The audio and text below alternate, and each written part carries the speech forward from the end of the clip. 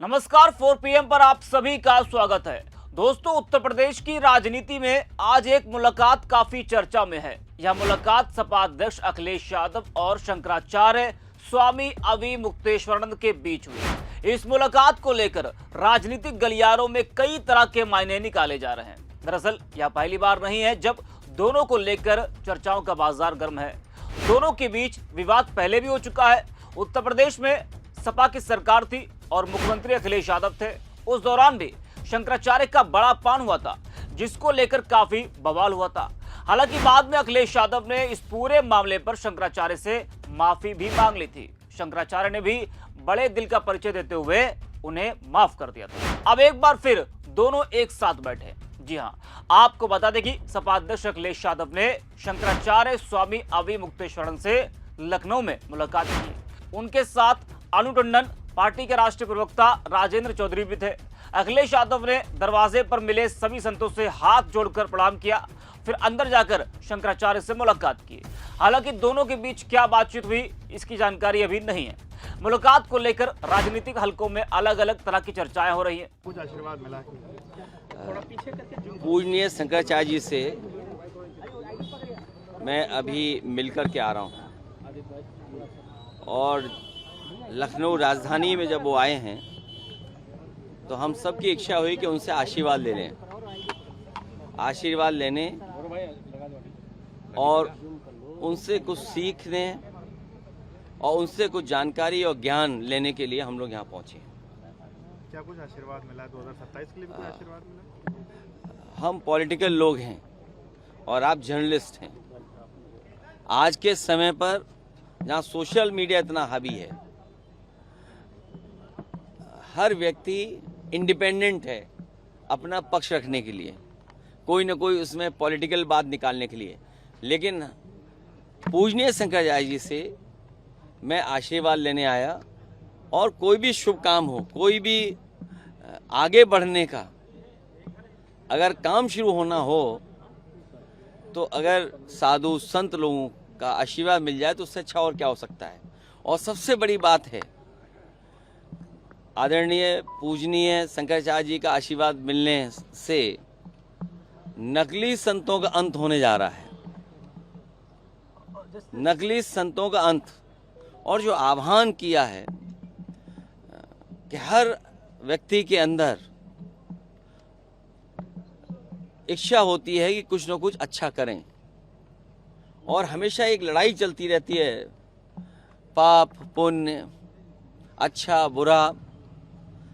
आज हम समझते हैं हम सब के अंदर सुदर्शन चक्र होना चाहिए लड़ने के लिए।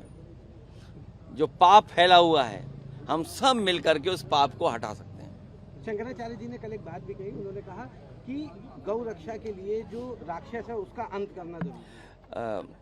आप में से बहुत से साथी पुराने भी होंगे।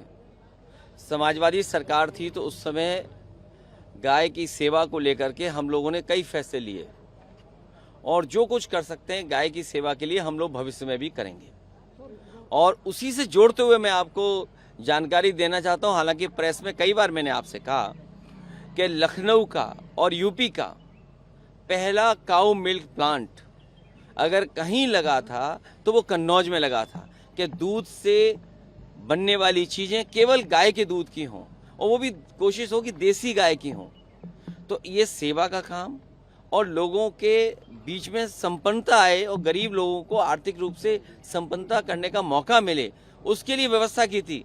लेकिन ये सरकार न केवल आम लोगों के खिलाफ है बल्कि हर अच्छी चीज़ के खिलाफ है। जो काऊ मिल्क प्लांट बना था कन्नौज में, वो भी इन्होंने सरकार ने मिलकर के बंद करा दिया है। और वो ऐसा काऊ मिल्क प्लांट मॉडर्न प्लांट था जिसमें टेट्रा पैकिंग थी, पूरा का पूरा स्टेनलेस स्टील का था। और ये भी कोशिश होती भविष्य में कि गाय के दूध को खरीदने के लिए अगर हमें फैट कंटेंट भैंस का ज़्यादा मिलता है पैसा, तो गाय के दूध को ज़्यादा पैसे में खरीदा जाए। तस्वीरें भी आपको हम दिखा रहे हैं जब अखिलेश यादव शंकराचार्य से मिलने के लिए पहुंचे थे और किस तरह से अखिलेश यादव दरवाजे पर खड़े संतों से हाथ जोड़कर प्रणाम कर रहे हैं। बता दें कि शंकराचार्य के अपमान का मुद्दा पहले ही राजनीतिक रंग ले चुका है। इस मामले को लेकर विपक्ष सरकार पर लगातार हमलावर रहा। और शंकराचार्य के सम्मान की बात करता रहा। ऐसे माहौल में अखिलेश यादव का उनसे मिलना बीजेपी के लिए असहज स्थिति पैदा कर सकता है। बता दें कि जब शंकराचार्य ने लखनऊ आने का ऐलान किया था तो उस समय ही कयास लगाए जा रहे थे कि शायद अखिलेश यादव उनसे मिले, क्योंकि अपनी सरकार में हुए उनका अपमान और योगी सरकार से चल रहे विवाद के बीच अब अखिलेश यादव और शंकराचार्य की नजदीकियां बढ़ती जा रही हैं। शंकराचार्य ने कल लखनऊ से गोरक्षा अभियान का शंखनाद किया। विपक्ष के कई नेताओं ने उनसे मुलाकात की। अखिलेश यादव के शंकराचार्य से मिलने पर राज्य में इस मुद्दे पर सियासत और ज्यादा गर्मा गई है। जी हाँ, अखिलेश यादव और शंकराचार्य की मुलाकात को लेकर राजनीतिक हलकों में अलग अलग तरह की चर्चाएं हो रही है। जानकार मानते हैं कि इसके पीछे बड़े राजनीतिक संकेत भी हो सकते हैं।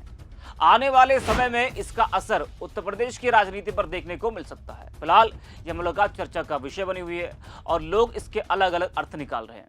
आज सत्ता की आंखों में आंख डालकर पत्रकारिता करना मुश्किल हो गया है।